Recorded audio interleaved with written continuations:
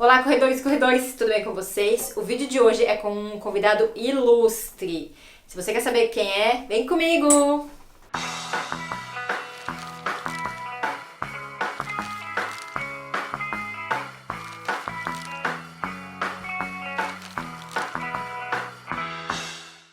Bom, se você me segue nas redes sociais, você viu que eu postei lá que ia ter um vídeo de perguntas e respostas com o meu treinador, o Marcelo Camargo. Se você não viu é porque você não me segue lá, então aproveita e me siga. É tudo Corrida Mulher, muito fácil. Bom, o vídeo é bem longo, eu separei algumas das perguntas que o pessoal fez. Eu vou deixar aqui embaixo na descrição do vídeo o tempo de cada pergunta, para se você não quiser assistir tudo, quiser saber uma pergunta específica, pode olhar aqui embaixo na descrição para procurar. Mas eu já adianto que vale a pena assistir o vídeo inteiro, tá bom? Então, o vídeo de hoje é o vídeo de perguntas e respostas com o Marcelo Camargo. Oi, Marcelo. Ei, Tudo bem? Poliana, tudo bem? Tudo bem para Tudo todos bem. que estão aí me vendo? Um abraço. Então, tá bom. Bom, então vamos começar o vídeo de perguntas e respostas que o Marcelo vai fazer aqui pra gente. Então, para começar a conversa, eu gostaria que você explicasse pra gente como que funciona o treinamento individualizado e qual a importância dele pro corredor. Poliana, aquele atleta, aquele corredor, corredora que tem como meta melhorar o condicionamento físico, participar de provas e ter bons resultados em provas, a gente parte do seguinte princípio.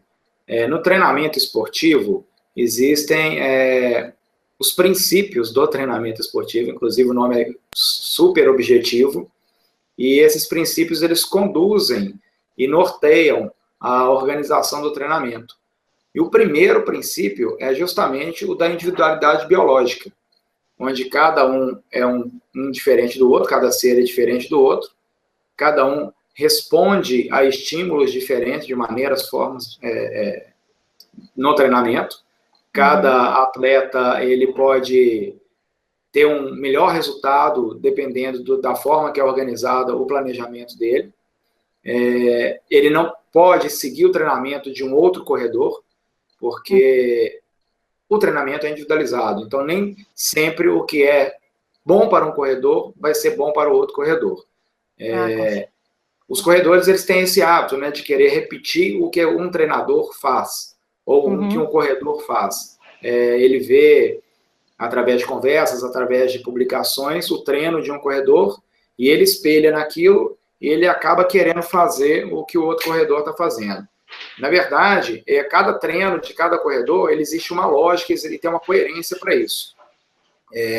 Cada corredor ele tem um objetivo diferente com a corrida, ele está numa fase de treinamento diferente do outro corredor, ele tem um histórico diferente de corrida, ele tem um biotipo diferente um do outro, ele tem o lado mental, né, que é o lado psicológico diferente um do outro, tem um corredor que é mais motivado, tem um corredor que é menos motivado, tem um corredor que tem preguiça de correr, tem um corredor que adora correr, aí a gente tem até que segurar esse corredor, e por isso que o treinamento ele tem que ser individualizado.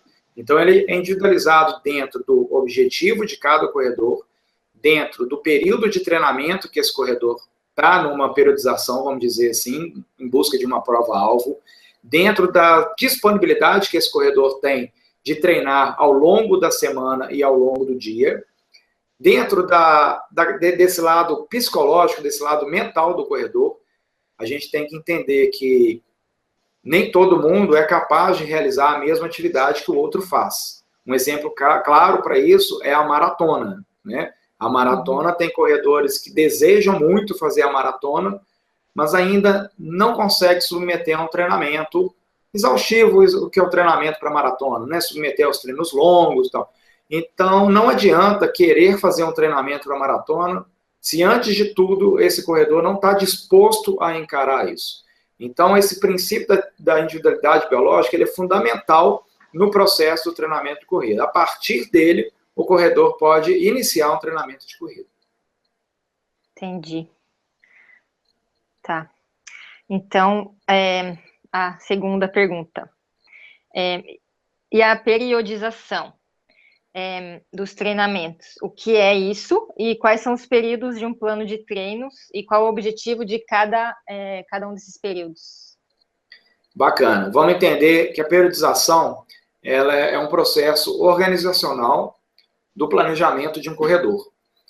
E ele é o todo do processo. A periodização ela é do início do treinamento à conclusão, que é a meta-alvo.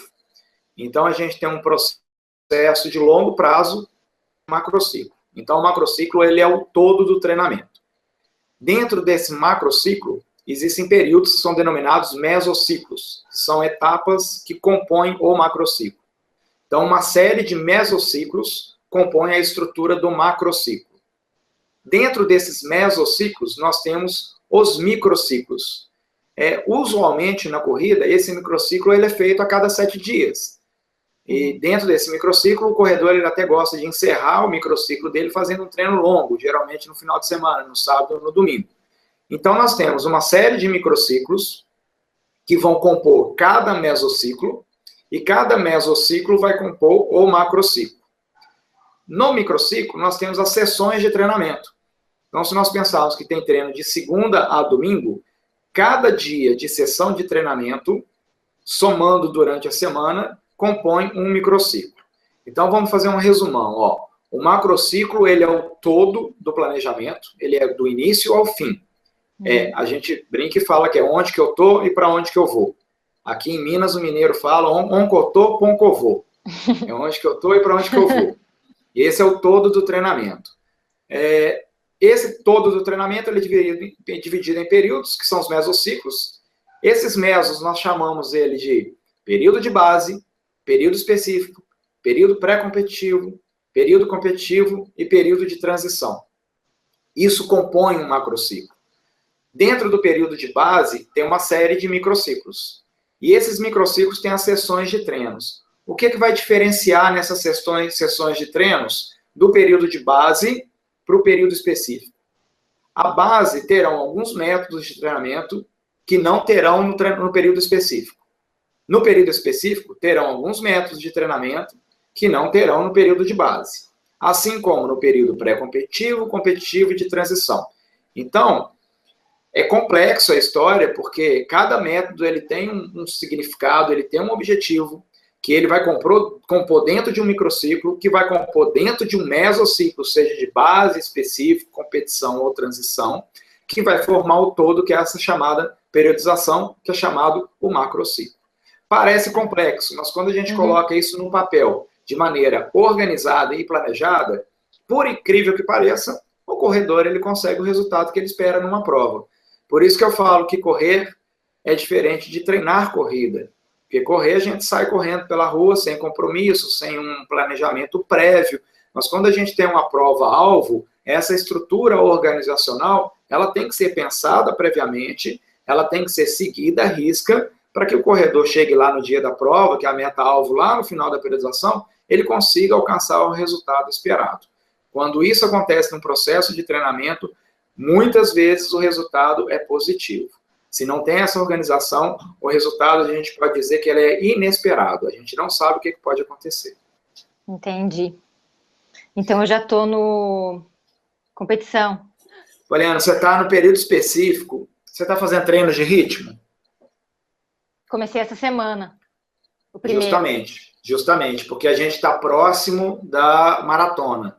Nós estamos agora... Falta 2 semanas. Há 2 semanas. Então, essa foi a primeira semana e você tem mais uma semana. Eu não prolonguei os treinos de ritmo para você, porque é a primeira vez que a gente está fazendo isso.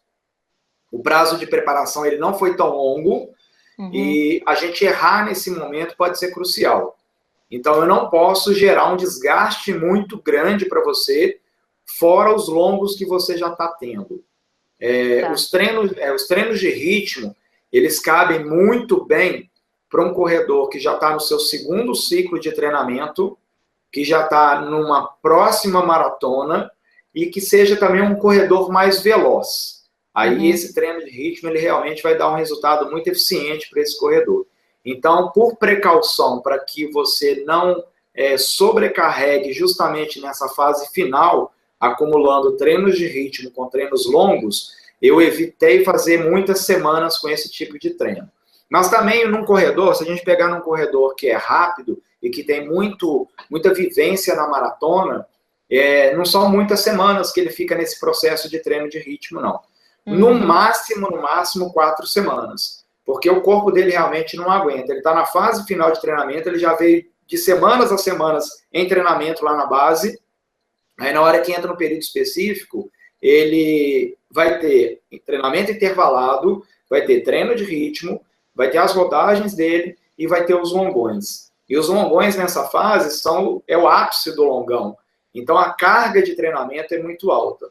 Então, para quem já tem muita vivência, no máximo 4 semanas eu faço. Para quem tem menos vivência e não passou por essa fase ainda no treinamento comigo, diretamente comigo, que eu estou falando, na minha orientação, aí eu faço menos semanas. Eu vou fazer 2 ou 3 semanas só assim, para o corredor sentir, não errar, e depois no outro ciclo, aí ele já saber o que ele tem pela frente, e aí sim, a gente pode fazer mais semanas. Mas, direto à sua pergunta, a gente agora está no período específico. E esse treino de ritmo foi o que eu mais gostei. Ele é bom, né? Eu também gosto dele. E tem corredor que não gosta dele. Tem corredor que odeia esse treino de ritmo, justamente por causa das pausas, né? Você parar, né? Você interromper, ficar parado durante muito tempo. Né? Fica parado 3, 4, 5 minutos. E esse tempo parado, ele é proporcional ao tempo que você correu também. Quanto maior for a duração do estímulo, maior é o tempo parado. Mas os benefícios desse método são excelentes. Isso é bacana. Legal. Segue o jogo. Tá, vamos lá. O Fábio perguntou... O Fábio tem um canal também no YouTube, canal Correr é Viver. Ele falou que ele volta correndo do trabalho todo dia, 10 quilômetros mais ou menos, e ele carrega uma mochila entre 2 a 3 quilos. Assim, o que você acha de correr com mochila? Eu vejo assim, um dos princípios do treinamento esportivo, além da individualidade biológica que nós já falamos, é o princípio da especificidade. O princípio da especificidade, ele diz o seguinte, que você deve fazer aquilo que você pretende realizar como meta principal.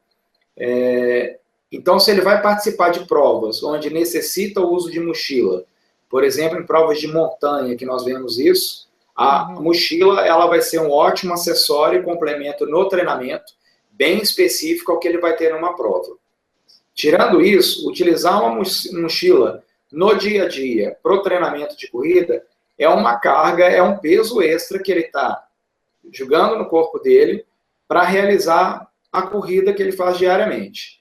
Se isso vai provocar resultado ou não, é difícil a gente avaliar, porque pode ser resultado positivo ou pode ser um resultado negativo, pelo excesso de carga que ele está tendo que carregar durante o treinamento dele. Então, a gente não sabe quais são as consequências que o corpo dele vai sofrer com isso, em relação à articulação, em relação à musculatura, aos tendões, né, joelho, quadril, coluna, talvez gere uma sobrecarga muito grande. É pouco comum atletas utilizarem esse tipo de acessório para melhorar a performance dele na corrida. Se ele utiliza, porque é a única maneira que ele tem de correr para deslocar ao trabalho, para deslocar para casa, não vai ter outra opção. Ele vai continuar fazendo isso porque é complemento dele para levar a mochila para o trabalho. Agora, se o corredor pensa que utilizar a mochila para melhorar o rendimento dele na corrida, seja ficar mais resistente, correr mais distâncias ou ficar mais veloz nas provas, eu digo que existem outros caminhos, outros métodos, outras variáveis do treinamento que vai fazer com que esse corredor se torne um corredor com maior resistência ou que se torne um corredor mais veloz do que simplesmente utilizar uma mochila. Porque o corredor geralmente pensa assim, então eu utilizo uma carga extra no treino. E na hora que eu tiro essa carga extra, a corrida vai ficar mais fácil para mim. Eu vou correr mais rápido ou eu vou ter mais resistência. Na verdade, a gente não tem nenhuma comprovação disso, vai ser apenas puro achismo. E aí, se quer ficar mais rápido, então que faça treinos intervalados. Se quer ficar mais resistentes a longas durações e a longas distâncias, que faça treinos mais mais longos, né, que façam os métodos longos. Então, eu vejo o seguinte, a gente tem que saber discernir, assim, a utilização da mochila é para melhora da performance ou é apenas porque é um complemento que ele utiliza no dia a dia para deslocar para o trabalho e para casa. Se for isso, ele não vai ter como fugir. E aí ele vai ter que continuar usando e vamos ver quais são as consequências no organismo dele, no corpo dele e no resultado na prova. Mas eu jamais aconselharia um corredor que não fosse o corredor de montanha que necessita utilizar as mochilas de hidratação, de alimentação, né? Os ultramaratonistas também fazem isso, alguns, dependendo do percurso da prova, mas eu jamais indicaria um corredor para utilizar um acessório de carga extra para melhorar a performance dele. Entendi. Então tá. Bom, essa pergunta é do Daniel e várias outras pessoas também perguntaram. Qual a importância do alongamento para corredores? Se é melhor fazer antes, depois, ou então em dias que corremos, ou então melhor não fazer? Essa pergunta é ótima. Nós temos também que discernir o objetivo do alongamento, pensar para que está realizando o alongamento, qual a finalidade dele. Então, vamos colocar duas situações distintas. Uma é fazer o alongamento antes da corrida, antes do treino ou antes de uma prova, e a outra é fazer o alongamento depois da prova, antes e depois, ou do treino ou da prova. E a outra é fazer alongamento à parte, fora a corrida. Porque o alongamento, ele é um método utilizado para melhorar a capacidade física, flexibilidade. A flexibilidade ela é uma capacidade física, assim como a força, a velocidade, a resistência, o equilíbrio, as capacidades coordenativas. Nós temos várias capacidades físicas, dentre elas a flexibilidade. E para melhora da flexibilidade, a gente utiliza o método do alongamento. E existem variações de métodos de alongamento para melhorar essa flexibilidade. Para saber se o corredor precisa melhorar a flexibilidade, é necessário uma avaliação física, uma avaliação fisioterápica, que vai detectar e diagnosticar quais são os músculos mais encurtados, médio encurtados, ou que não são encurtados. E que se há necessidade realmente de melhorar essa flexibilidade do corredor para beneficiar a corrida. Nem sempre é interessante que o corredor tenha a maior flexibilidade de todos os tempos. Não precisa ter a flexibilidade de um bailarino, nem a flexibilidade de um ginasta olímpico, né, de um atleta de ginástica artística. O corredor não necessita isso. A não ser nenhum outro atleta também, né, nem de esportes coletivos, vôlei, futebol, handball, a não ser os atletas que utilizam a flexibilidade como capacidade física prioritária, esses sim precisam ter uma boa flexibilidade. Então, uma coisa é, se eu sou um corredor encurtado e preciso melhorar o meu alongamento, é melhor eu fazer o treinamento de flexibilidade à parte da corrida. Hoje existem alguns estudos que mostram que fazer um alongamento prévio à corrida, ele pode atrapalhar o seu rendimento na corrida. Por quê? Durante a corrida, a musculatura ela se contrai. E se previamente eu faço um alongamento, eu estiro essa musculatura, eu estou fazendo um movimento contrário ao que eu vou precisar realizar na hora da corrida. Então, eu posso ter perda através de alguns componentes elásticos na musculatura, eu posso ter perda da minha força. E se eu tiver perda da minha força imediatamente antes de eu realizar a corrida, eu tenho perda da minha velocidade. Como consequência, eu vou piorar o meu tempo numa prova. Então, se pensar que alongamento antes da corrida melhora o rendimento dele na prova, isso está algo que já está ultrapassado. Assim como vou fazer um alongamento antes do treino, antes da corrida, porque eu não quero machucar, senão eu vou machucar. Isso também não é verdade. O alongamento prévio, ele não é justificativa de prevenção de lesão. Mas aquele alongamento feito à parte, num outro dia ou num outro horário, com um treinamento de flexibilidade, ele sim pode ser útil para prevenção de lesão, já que o encurtamento é um dos fatores para o aparecimento de lesões. Uma outra questão que a gente pode pensar é o seguinte: em nenhum treino longo eu faço antes desse treino tiros de velocidade.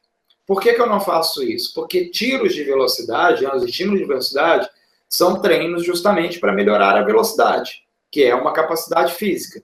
E se eu vou fazer um treino longo, não justifica eu melhorar a minha velocidade, já que eu estou priorizando a melhora da minha capacidade de resistência. Assim como não existe também eu finalizar um treino longo e realizar logo em seguida o treinamento intervalado, fazer os estímulos, os tiros, porque eu acabei de priorizar a capacidade física e resistência, eu não posso agora utilizar a capacidade física velocidade ou capacidade física força. Então, as capacidades físicas, elas são treinadas de maneira independente.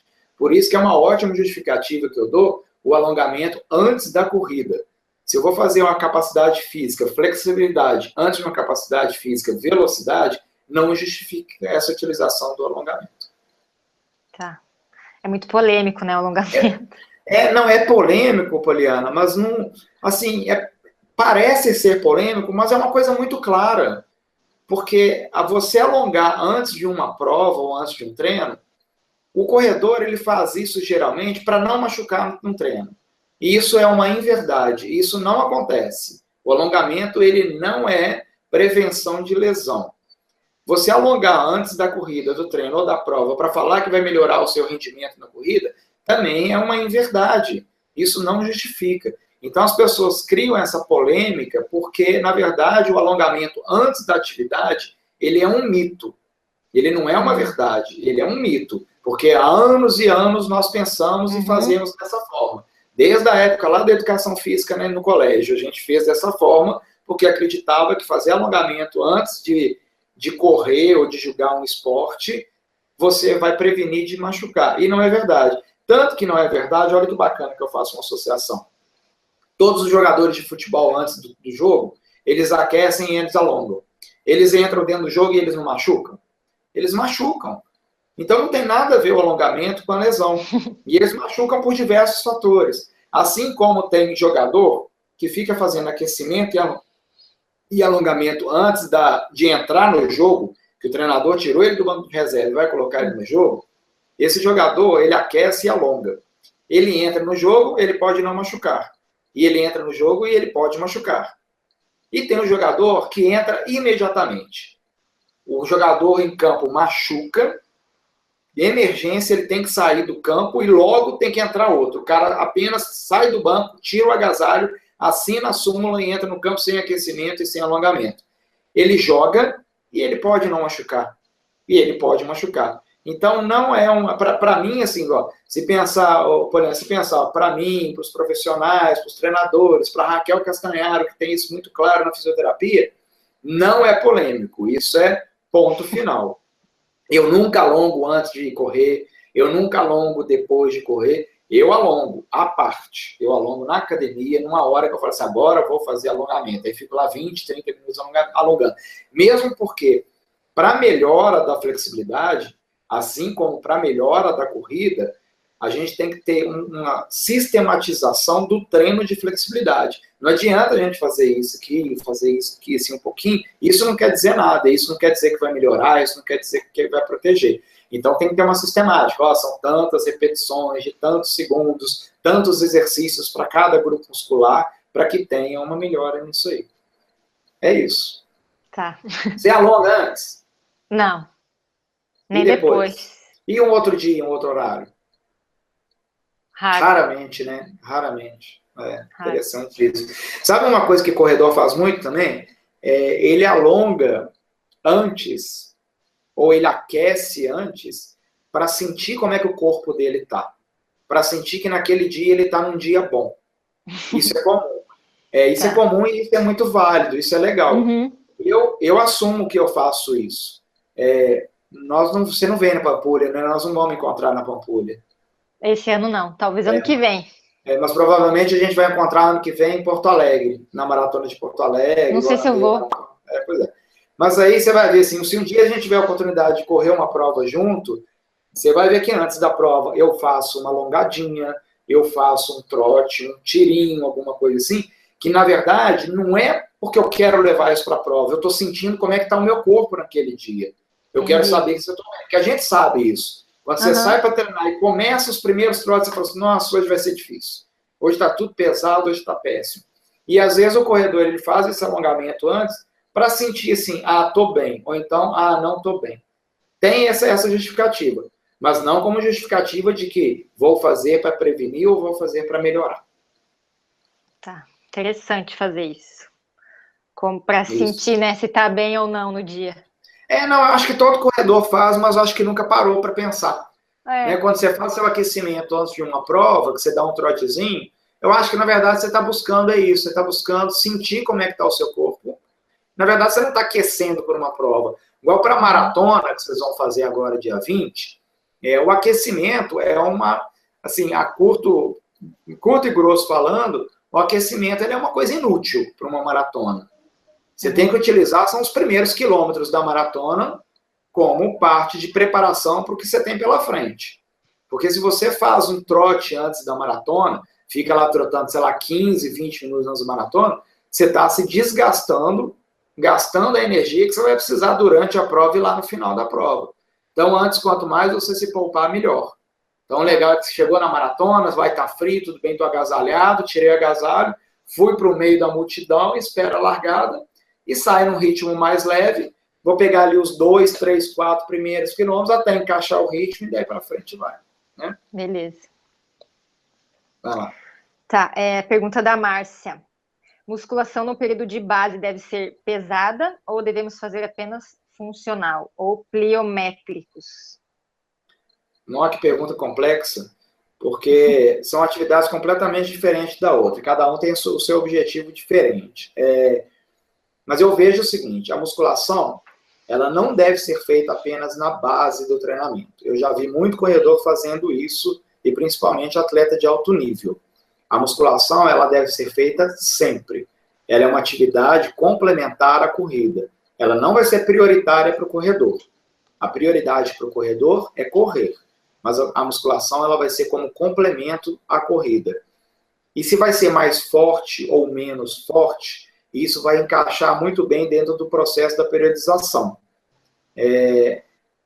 Quando a gente vai intensificar mais o treinamento e buscar melhoras da velocidade, a musculação ela também teria que acompanhar isso. Então, se é treinamento de velocidade, a musculação teria que ter treinamento de força.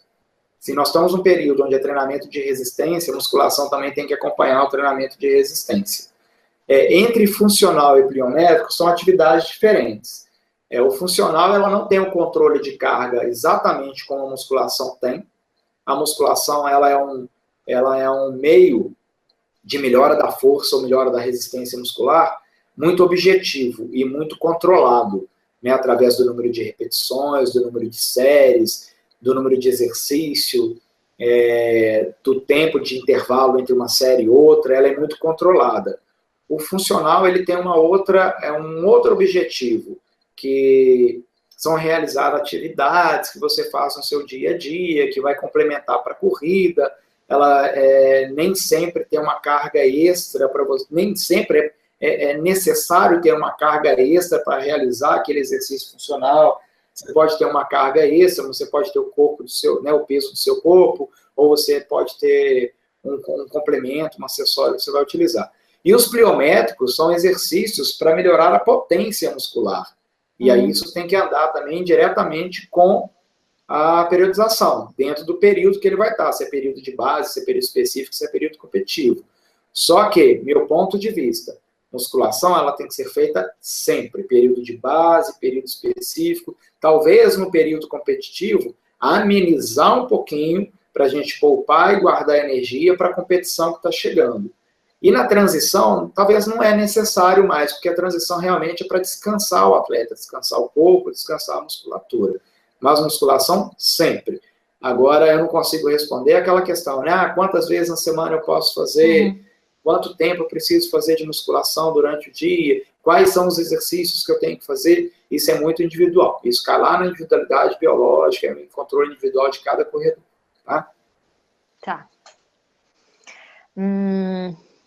Para quem está treinando para os 10, e pergunta da Paola, da minha irmã. Qual é o tipo de intervalado melhor? Mais curtos ou mais longos? Perfeito. Todos os intervalados são bons. Para qualquer atleta de qualquer distância. Vamos pensar sempre no corredor de rua, e não os atletas de pista, que aí já são caso à parte. Mas o corredor de 5.000, de 5 quilômetros, de 10 quilômetros, de meia maratona, de 10 milhas, né, 16 quilômetros, de maratona, de ultramaratona. Os treinos intervalados, eles fazem parte do processo de treinamento de um corredor, independente da distância da prova que ele vai participar. Seja de 5, 10 quilômetros, 21 quilômetros. Tanto intervalado curto, quanto intervalado longo, ou na nomenclatura que a gente utiliza, que é o intervalado intensivo, o intervalado extensivo. O que vai variar entre intensivo e extensivo? Uma das coisas principais é a distância do tiro, a duração desse tiro, né, que a gente chama de estímulo, e a velocidade desse estímulo. Então, quanto menor a distância, maior vai ser a velocidade, menor vai ser a duração. Isso é uma relação direta que a gente tem no treinamento. Eu gosto sempre de fazer uma analogia e uma relação que quase nenhum corredor pensa dessa forma. E às vezes dedicam somente o treinamento intervalado para ou mais curtos ou mais longos. E eu gosto de pensar nele como um conjunto, como um todo, onde um favorece o outro. E eu falo o seguinte, ó, eu já vi corredores que não melhoram o intervalado dele de tiros de 1.000. E eles não melhoram porque eles só repetem tiros de 1.000 toda semana. E para repetir tiros de 1.000 toda semana e querer melhorar, ele precisa antes fazer distâncias menores. Então eu falo que é o seguinte, ó, que fazer tiros de 200 melhora o seu tempo em tiros de 400. Fazer os de 400 melhora os de 500, que melhora os de 600, que melhora os de 800 e que melhora os de 1.000. Então, uma melhora de um treino vai melhorar o outro treino. A melhora de todos os treinos intervalados, combinando com os treinos de rodagem, com os treinos longos, com os treinos de ritmo, vai resultar na melhora lá na prova, lá na frente. Então, olha que interessante. Todos os treinos intervalados são válidos e são importantes fazer. Desde os curtos até os mais longos. E aí você tem que saber combinar as distâncias, as velocidades ideais, o número de repetições, os números de séries, para saber que um treinamento intervalado curto vai estar melhorando o intervalado mais longo, o extensivo. E que esse conjunto dos dois intervalados somados aos outros treinos vai melhorar o treino longo e vai melhorar o resultado dele na prova. Tá. Bom, acho que aí você já... Sua irmã faz só um tiro de intervalado? Por isso a dúvida dela? Pois é, eu acho que ela está fazendo só um por enquanto. Você entendeu esse raciocínio? Que bacana? Uhum, entendi. Se você melhora 200, você melhora 400. Mas se você não faz 200, é muito difícil você melhorar os 400. E aí, se você melhora os 400, você melhora os 800. E se você melhora os 800, você melhora os 1.000. Então, é uma combinação dos treinos que vai resultar numa melhora do conjunto para ir lá na prova e fazer um bom resultado. Você, Poliana, não tem, nem o Rodrigo, não tem intervalado de 200 e de 300 metros. Vocês não têm isso porque a meta é maratona. Mas se a meta fosse, talvez, provas de 10 quilômetros, durante um processo de treinamento que tivesse prazo para treinar, talvez vocês passariam por etapas de fazer tiros de 200, tiros de 300, tiros de 400, aí faz uma combinação geral. Uhum. Eu, atualmente, eu não estou fazendo tiro de 200, eu já fiz muito tiro de 200. A minha meta é meia maratona, né? Aí, para meia maratona, os 200, para mim, é um estímulo muito curto e que não me traz muito resultado para meia maratona. O estímulo de 200 metros, para mim, gasta 35 segundos, é muito curto, né? É mesmo, muito curto. Eu acho que até aí você já responde uma dúvida que eu tinha, de como que funcionava o intervalado para maratona. Que funciona para todas as distâncias, né? Que funciona para todas as distâncias, O que vai variar é o volume da sessão de treino. Então, tem corredores que você... Ó, tem cachorrinho aí também. Tem. Tem, assim, dependendo da distância da prova, você vai fazer menos ou mais repetições. Porque o que vai depender é o volume daquela sessão de treino. Pensa assim, ó. Um maratonista, ele pode chegar a fazer 10 de 1.000. Mas um cara que corre 5 quilômetros, ele não precisa fazer 10 de 1.000. Talvez para ele 3 ou 4 de 1.000 já é suficiente para o resultado que ele espera. Para os 10 quilômetros, mesma coisa. Talvez para os 10 quilômetros, o cara fazer 6 ou 7 de 1.000 já é suficiente. Mas para o maratonista, ele precisa fazer mais tiros. Só que isso é um processo didático, de evolução. né? Você não vai chegar agora e fazer 10 de 1.000. Você vai fazer primeiro 5 de 1.000, depois 6 de 1.000, depois 7 de 1.000, depois 8 de 1.000, até chegar lá nos 10 de 1.000. Isso se tiver tempo na periodização para chegar a 10 de 1.000. Porque às vezes não tem tempo de chegar a 10 de 1.000. Acho que não tem, graças a Deus. Porque talvez não deu tempo. Também, assim, 10 de 1.000 é uma coisa muito difícil de fazer. O treino fica muito, muito longo em duração, fazer 10 de 1.000. Porque você tem o trote inicial, que aí, nesse caso, não é para prevenção de lesão no treinamento intervalado. Né? Aquele aquecimento inicial, do trote inicial, na verdade, é para o seu corpo entrar num processo já de sair lá da inércia, né? Você está parado, começar a correr, porque depois vai vir um estímulo mais forte. Mas não é para machucar. É apenas para aumentar a frequência cardíaca, aumentar a circulação sanguínea, movimentar as articulações, preparar mentalmente, e aí você vai para os tiros, né? Mas aí você pensa, você tem um trote inicial, aí depois você tem 10 de 1.000, aí você tem pausas nesses 10 de 1.000, e demora muito o treino, né? 10 de 1.000 dá pelo menos, para você, no pace que você corre, ia dar pelo menos 1h20, 1h30, 1h40 de treino. Ia dar, É muito tempo, é muito tempo. É muito tempo treinando em alta intensidade. Esse é o problema também. Tá. Porque o corpo também não consegue treinar muito tempo em alta intensidade. Então, isso é interessante, Poliana, porque você tem um pace mais lento. Aí a gente tem outro lá no grupo que tem um pace muito rápido. O Bruno, lá de Recife, tem um pace muito rápido. Ele faz tiro de 1.000 para 3h35. Nossa. 10 de 1.000 para ele, o treino dele é curto. O treino dele acaba rápido. Em 1 hora ele faz 10 de 1.000. Mas para você que o pace é 5h30 para fazer tiro de 1.000, não lembro de cabeça se é isso, é? Quanto que é seu tiro de 1.000? 6. Aí, tá vendo? Para 6, só de tiro, 6 vezes 10 vai dar 1 hora. Para o Bruno, só de tiro dá 35 minutos. Então, a diferença às vezes ele vai gastar 50 minutos no máximo para fazer 10 de 1.000. E você vai gastar 1h30 para fazer 10 de 1.000. Por isso que ele chega e você não precisa chegar. Tá. Até ia te perguntar isso também, sabe do quê? Tem o trote inicial e o final, desaquecimento. Isso. Ajuda? Pois é, a gente sempre tem que pensar assim, qual que é a finalidade e o objetivo. Nós temos dois objetivos e finalidade com esse trote pós-treino intervalado. Um é somar ao volume de quilometragem daquela sessão de treino. Então, naquela sessão de treino, você tem que fazer uma quilometragem X. Se fez o aquecimento e fez os tiros e ainda não deu a quilometragem, a gente complementa com esse pós-treino. E a soma de cada treino do dia vai compor a quilometragem da semana. E aí, se precisa agregar um volume maior na semana, a gente pode fazer nos aquecimentos ou então nos pós-treinos. Então, uma finalidade é somar a quilometragem de volume semanal. A outra é, pós-treino intervalado, que geralmente são treinos intensos, são treinos mais fortes, é legal que a gente faça o trote leve depois, para já acelerar esse processo de recuperação. A gente não consegue afirmar que você realmente vai acelerar isso, mas é melhor você trotar levemente depois do que parar e interromper o treino. Você já consegue metabolizar, o pessoal fala assim, já estou eliminando as toxinas, né? É mais ou menos por aí. É mais ou menos por aí. Então, as duas finalidades é complementar o volume e acelerar a recuperação depois do treino. Tá. O que você acha do gel carboidrato para treinos longos? Funciona?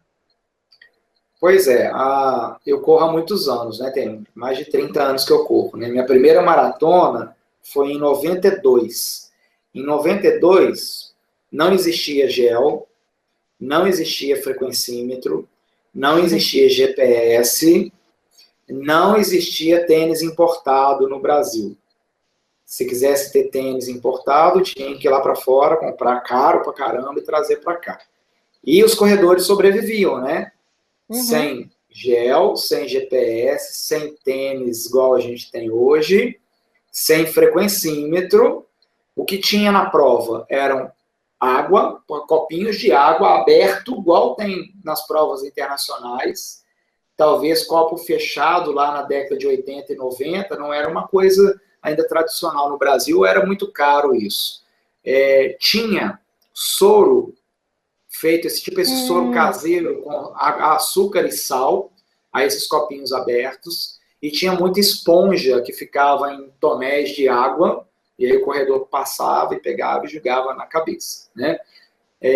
Com o avanço da ciência, aí viu que era possível, né, fazer um GPS, que a gente podia ter esse acesso e não só a NASA ia utilizar GPS, né, o GPS chegou no pulso, né, o tênis avançou muito, a tecnologia fez com que isso fosse possível ser realizado, né, a tecnologia do tênis para ajudar na performance dos corredores e tal. E aí surgiu o gel. E o gel, qual que é a utilidade dele? A gente sabe que a fonte de energia principal para o corredor de longa distância é a gordura e o carboidrato. E o carboidrato, ele é o que é transformado em glicogênio, que o corredor vai utilizar isso diretamente no músculo. Durante as provas de longa duração, o estoque de glicogênio muscular, ele esgota, dependendo da duração da prova. E aí o corredor, ele utiliza somente a gordura como fonte de energia. É possível continuar correndo utilizando gordura como energia? É muito possível. Só que o corpo, ele sofre uma quebra de mudança de sistema energético do glicogênio para a gordura, onde isso pode impactar na performance do corredor. Então, antes que o corredor acabe com o glicogênio muscular dele, o gel foi uma ótima solução para que ele tenha uma absorção rápida e uma transformação em glicogênio muscular e utilize durante a atividade. Então, eu vejo isso como importante, sim, durante os treinos longos e durante as provas. É uma ótima reposição energética. É melhor do que não ter. A gente sabe que o corredor ele tem que adaptar com isso, né? Tem gel aí de diversas marcas, de diversos sabores. Tem corredor que não adapta um gel, então ele tem que testar um outro. E a utilização do gel, ela é diferente de você utilizar açúcar durante a atividade. Porque o açúcar durante a atividade, ele ao invés de ajudar a continuidade da corrida, ele pode ser prejudicial.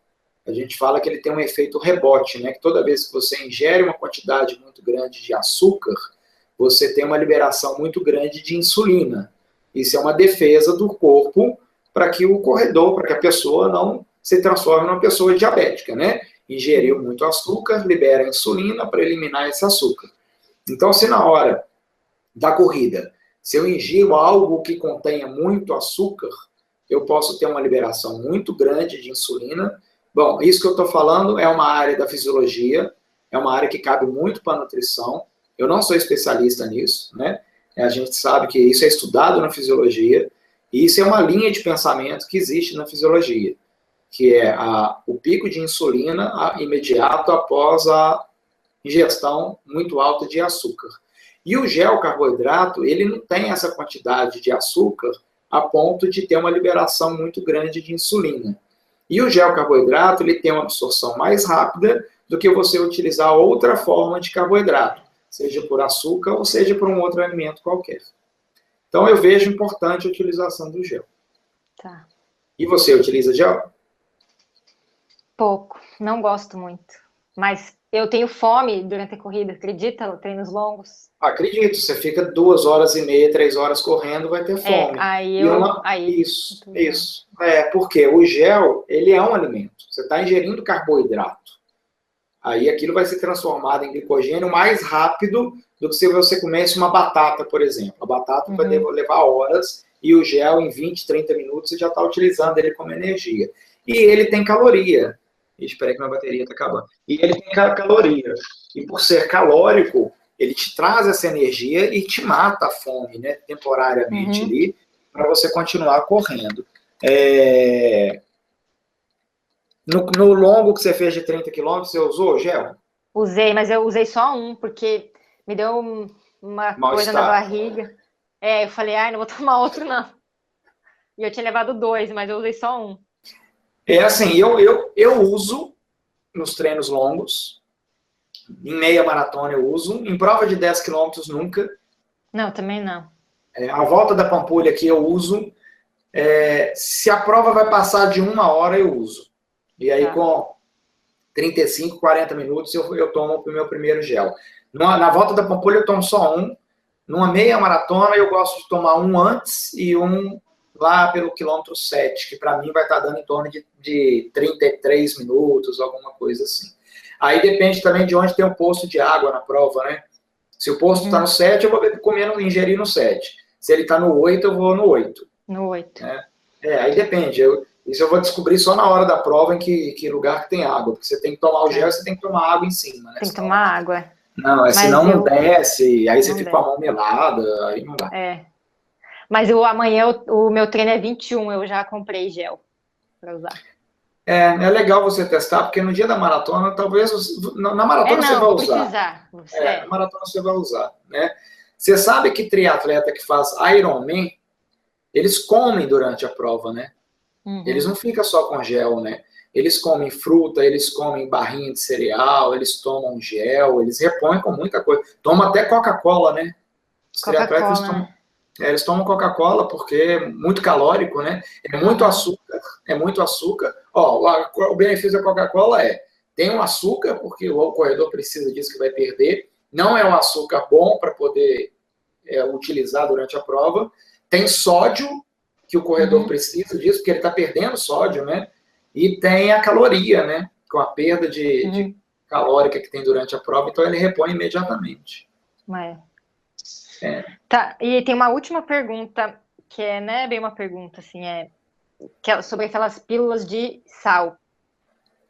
Qual que é o teu olhar, assim, profissional quanto ao uso? Eu vou dar uma resposta muito clara, assim. Primeiro, porque eu não sou nutricionista, então eu não gosto de dar pitaco em relação a suplementos, complementos, dieta, alimentação. O ponto de vista, pensando como treinador, para ingerir uma cápsula de sal, eu tenho que ter certeza que a quantidade que eu perdi de sal seja necessário essa reposição. Porque talvez não é necessária essa reposição. Né? Talvez através através de água e através de isotônicos eu consigo repor esse sal perdido. E esse sal não vai ser benéfico, talvez, para melhorar o meu rendimento na prova ou para que deixe que o rendimento caia durante a prova. Isso é muito complexo, a gente não tem afirmação sobre isso, se vale a pena utilizar o sal ou não. Primeiro, porque eu não sei qual é a quantidade de sal que estou perdendo. E se essa quantidade de sal que eu estou perdendo, ela é altíssima o tanto que me faça perder rendimento. Então, é uma pergunta que fica só através de dúvida também a resposta dela, né? Se devo usar ou não devo? Não sei, porque eu não sei o quanto que cada um perde. E cada um perde diferente do outro, né? Tem pessoas que perdem mais sódio do que outras pessoas. Uma das formas de perder sal do corpo é através do suor, né? E nós sabemos que algumas pessoas transpiram mais do que outras. Tem pessoas que evaporam o suor mais do que outras. Tem pessoas que desidratam mais do que outras. E isso tem muito a ver também com a hidratação durante a prova. Esse tema é difícil, Poliana, porque não é a minha área específica. Essa resposta é boa para um nutricionista. Ele vai saber te responder melhor. Mas aí, ó. Eu tomo sal durante a prova? Durante o treino? Nunca. Não. Nunca. Por que nunca? Porque eu acredito muito que o que me dá resultado numa prova é o meu treinamento. Toda vez que eu vou para uma prova e eu determino o tempo que eu vou fazer nessa prova, é porque eu estou treinado para aquilo. Então não vai ter nenhum complemento, nenhum suplemento que vai fazer uma mágica por mim, que vai fazer com que eu consiga melhor resultado. Isso não existe. Eu já testei o sal? Já testei o sal. Porque como treinador, e como eu corro há muitos anos, eu acho interessante, assim, deixa eu ver o que isso acontece. Aí eu já ingeri o sal. O que mudou? Nada, absolutamente nada. Já tomei cápsula de BCAA, já tomei várias vezes. O que mudou? Nada, não mudou nada para mim. Já deixei de tomar gel numa prova? Já. O que mudou? Sentir fome, é a mesma coisa sua. Sentir fome, sentir necessidade de alguma coisa doce na boca durante o treino, porque muitas horas sem colocar nada, né? Sem comer nada, ficar só na água. Tal. Então, eu já experimentei de tudo. E aí, como o sal, principalmente, a gente não tem uma certeza que aquilo vai gerar um resultado. E para mim, não fez a menor diferença. Eu vou te dar um exemplo assim, ó. Vamos lá, Belo Horizonte. Fui fazer um treino, fui dar a volta na Lagoa da Pampulha. A volta tem 18 quilômetros. Aí eu fui lá, fiz 1h30. Aí, no outro dia, eu fui, ingeri o sal, dei a volta na Lagoa da Pampulha e fiz 1h30 também. O que mudou? Mudou nada. Minha percepção de cansaço durante era a mesma. Minha percepção de cansaço depois era a mesma. Não mudou nada. Então, pensando que não mudou nada, para que eu vou continuar usando? Né? Não vou continuar usando. Não faz necessidade. Você usa? Então, eu nunca usei. Quem perguntou foi o Rodrigo, porque ele sua demais. Aí ele acha assim que, sei lá, poderia repor o sal, né? Que da cãibra. Não, pois não tá associado também. Não. A câimbra não tem essa explicação direta, né? Essa relação direta de sódio e potássio, né? Essas são só hipóteses, né? O que eu aconselho mais para ele, durante o treino longo dele, principalmente na maratona, se tiver Gatorade, toma Gatorade na prova. Gatorade a gente toma. Toma Gatorade na prova, mas toma água também na prova, né? Também. Principalmente se tiver Gatorade seguido de água, aí é melhor ainda. Né? Para você não ficar com melado, com doce também na boca, essas coisas assim. Aí toma Gatorade e depois toma água. Eu tenho certeza que talvez a reposição do Gatorade vai ser mais suficiente do que o sal, porque talvez ele está ingerindo até sal em excesso. E aí a gente não sabe também como é que são, né? O que pode ocasionar no corpo dele. O potássio, a gente sabe que ele é importante para contração muscular, né? Isso a gente sabe. Mas eu acredito no treinamento. Assim, ó, se o Rodrigo está treinado para fazer a maratona, independente do que ele utilizar como complemento na prova, o resultado final dele vai ser o mesmo. O que importa para ele foi o treinamento que ele fez. Né? Tá bom. Beleza. Então é isso. Acabamos, então? Acabamos. Bom, a gente conheceu o Marcelo Camargo pelo Sérgio Rocha, do canal Corrida no Ar. E também tivemos um contato assim, muito rápido com ele lá na Maratona de Porto Alegre, em junho, que a gente foi no jantar de massas do Corrida no Ar e ficamos na mesa com o pessoal que treina com ele. E o pessoal falou muito bem dele, falou que ele acerta todos os tempos e treina muito bem as pessoas. E aí despertou muito interesse na gente em treinar com ele. Aí a gente voltou para Santa Maria e já entramos em contato e no finalzinho de junho a gente já começou nosso treino. Bom, e eu queria agradecer então o Marcelo por ter disponibilizado esse tempão aí, que foi quase 1 hora que a gente ficou gravando, que foi muito legal, muito enriquecedor e muitas informações interessantes. E de quem sabe, né, gente? Porque, né?